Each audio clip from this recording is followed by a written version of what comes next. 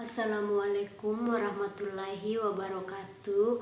Perkenalkan, nama saya Desi Silawati Putri dari kelas B angkatan 2018 dengan NIM 183145201053. Di sini saya akan menjelaskan sedikit materi tentang spesimen sperma dari mata kuliah kimia klinik, yang dimana reproduksi itu sendiri adalah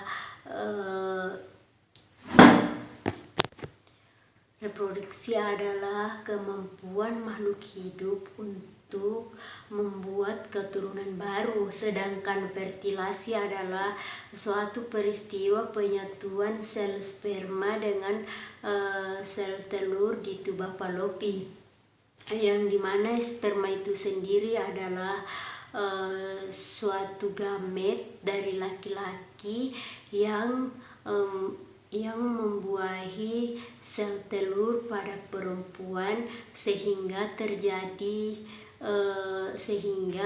terjadi sebuah pembuahan dan kehamilan. Di sini sperma terbagi dua jenis. Yang pertama sperma normal dan yang kedua itu sperma abnormal. Di sini sperma normal itu terbagi atas beberapa bagian dan mempunyai kepala, leher atau bagian tengah, dan ekor.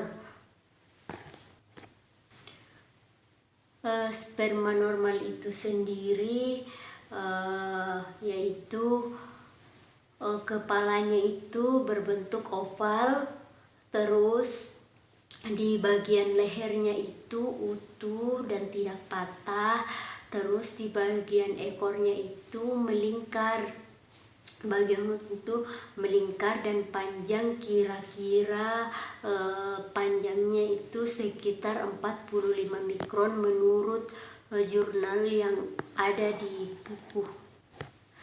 Di mana panjang sperma itu sendiri adalah 3,5 mikron dan lebarnya itu 2 sampai 3 mikron.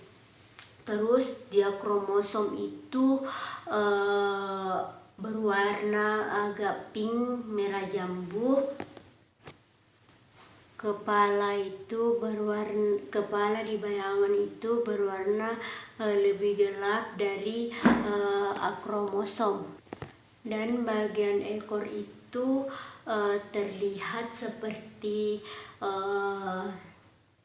abu-abu sampai violet. Itu warna yang ada pada ekor sperma. Di sini sperma abnormal juga ada beberapa jenis, yaitu kepalanya atau oval itu terlalu besar dari kepala sperma yang normal. Terus yang kedua itu oval sperma juga terlalu kecil. Dia itu terlalu kecil dari ukuran kepala oval atau dari ukuran normal sperma. Terus yang ketiga itu spermanya itu berkepala dua, dikatakan tidak normal karena oval dari sperma itu sendiri mempunyai 2 kepala, sedangkan sperma yang normal itu hanya memiliki 1 kepala. Terus yang keempat itu kepala sperma itu berbentuk amorfolis. Itulah tadi sperma abnormal di bagian oval, dan ini sperma abnormal di bagian leher, dimana itu bagian lehernya itu terlalu tebal.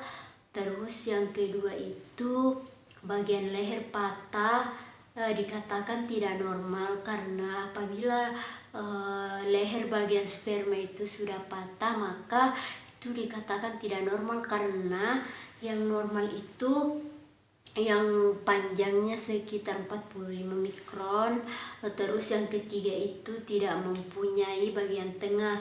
Ia tidak dikatakan normal jika sperma itu sendiri tidak mempunyai bagian tengah.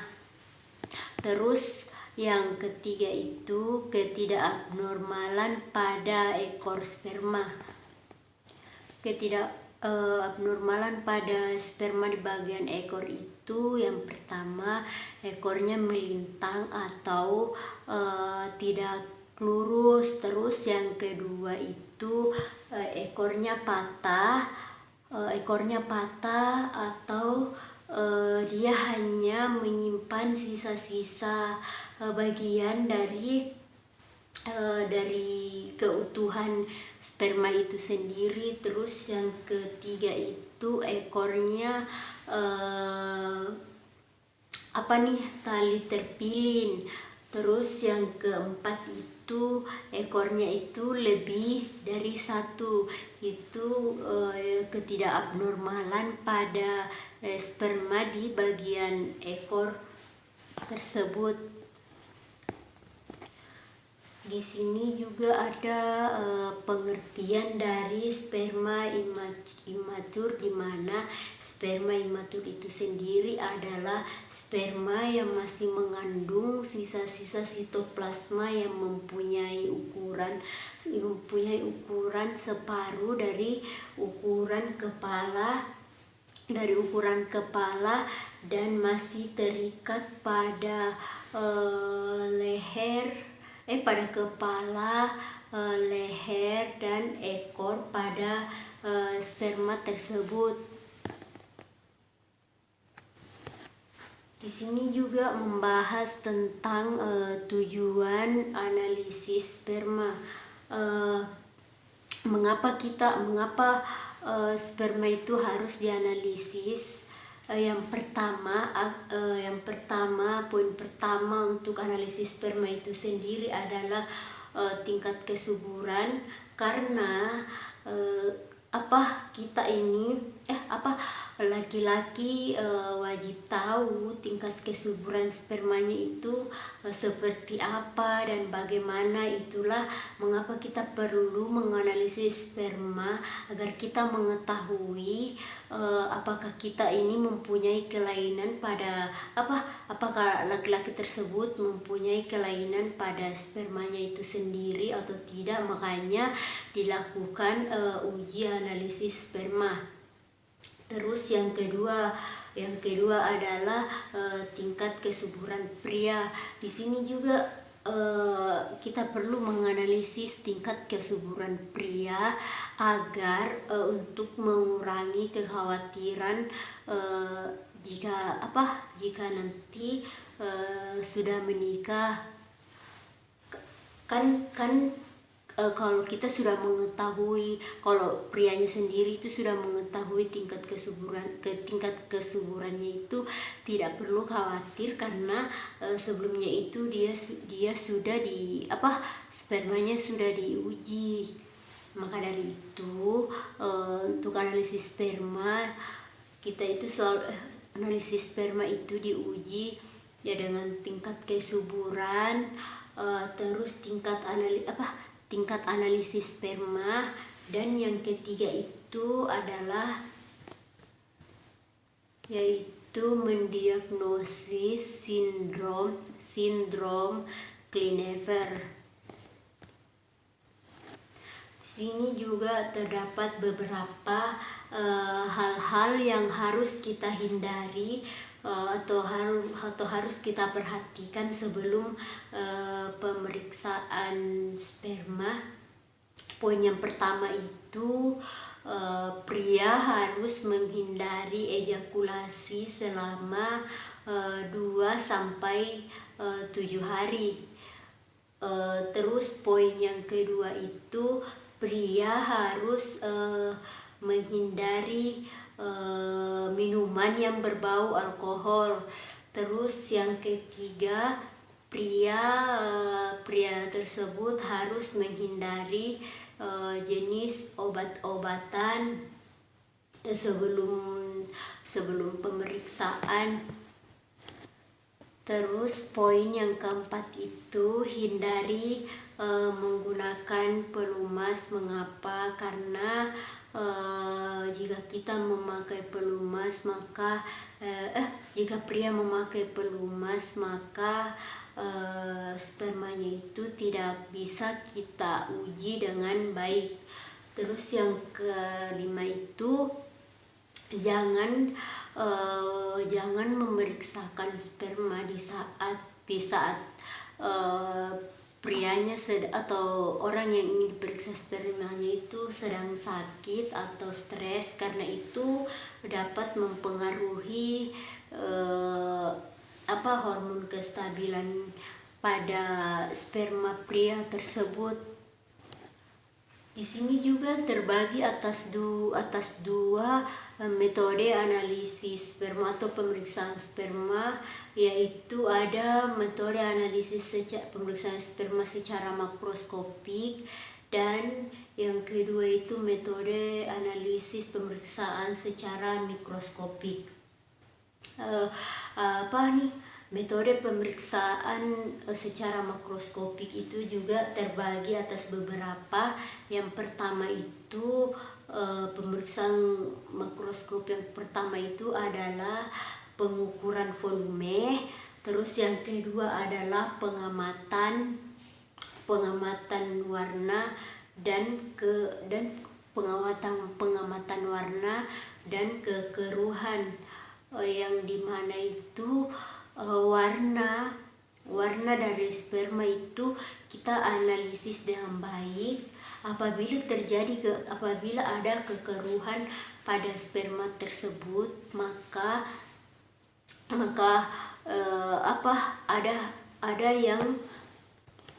ada yang bermasalah dari cairan sperma tersebut.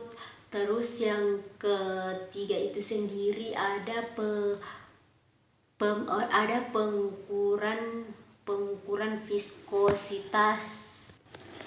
Terus pemeriksaan secara makroskopik yang keempat itu dengan memeriksakan derajat keasaman pada sperma tersebut dengan menggunakan kertas indikator dengan pH 7,0 sampai dengan 7,8.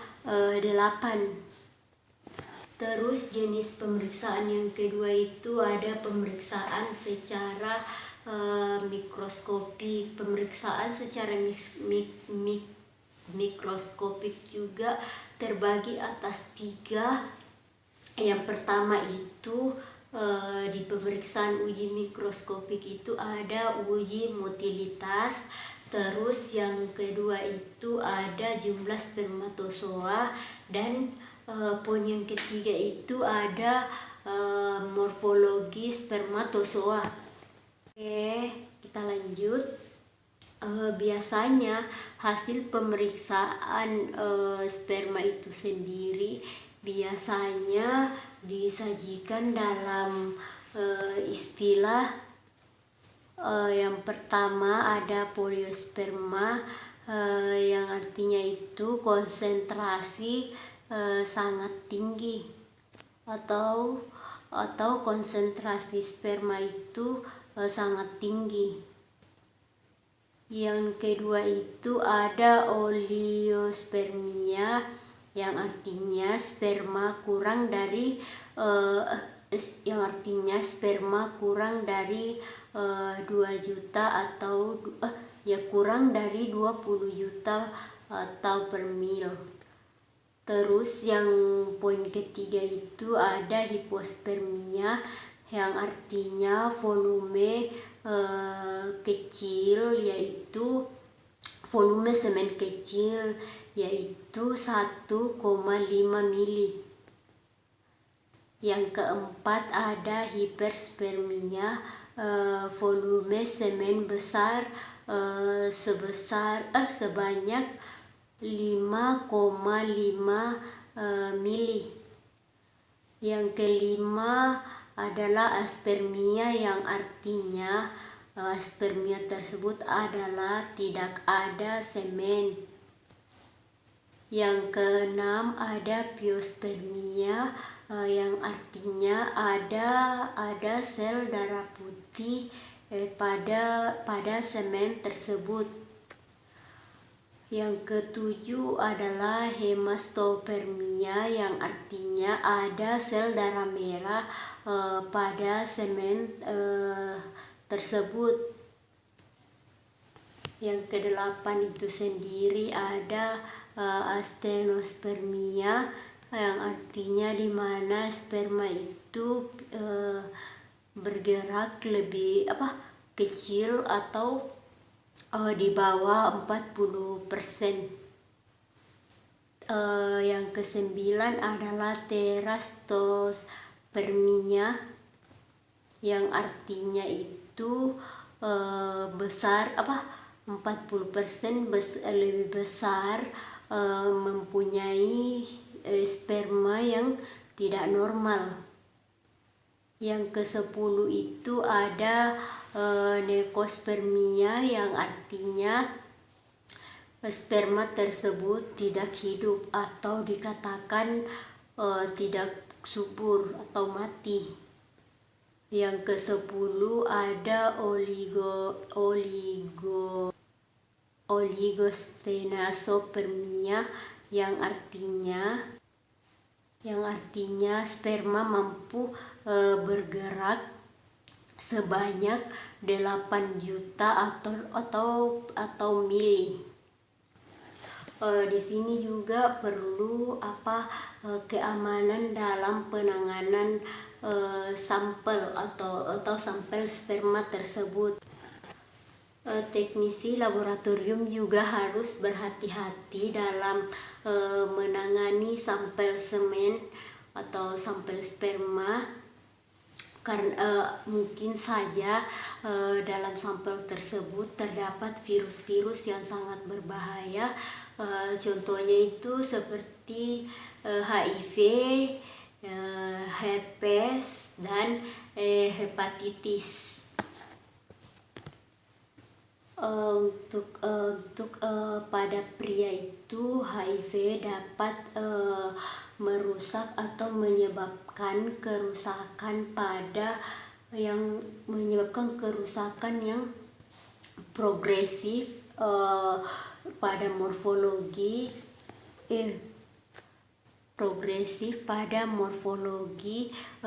dan fungsi sperma tersebut.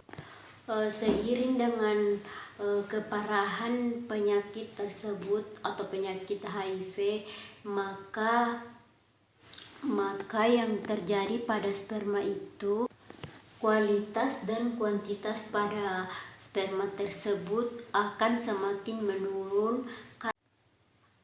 Seiring dengan keparahan penyakit yang diderita atau penyakit HIV tersebut, kualitas dan kuantitas pada sperma tersebut akan semakin merosot turun, karena diakibatkan oleh penyakit HIV yang diderita oleh si penderita atau si pria yang menderita penyakit HIV.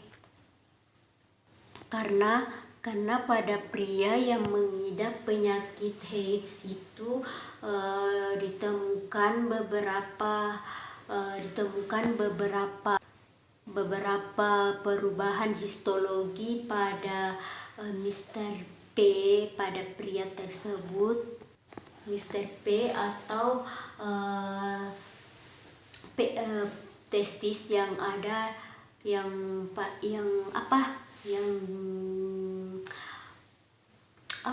yang terjadi pada pria tersebut itu kerusakan, ada sedikit perubahan histologi pada Mr. P atau testis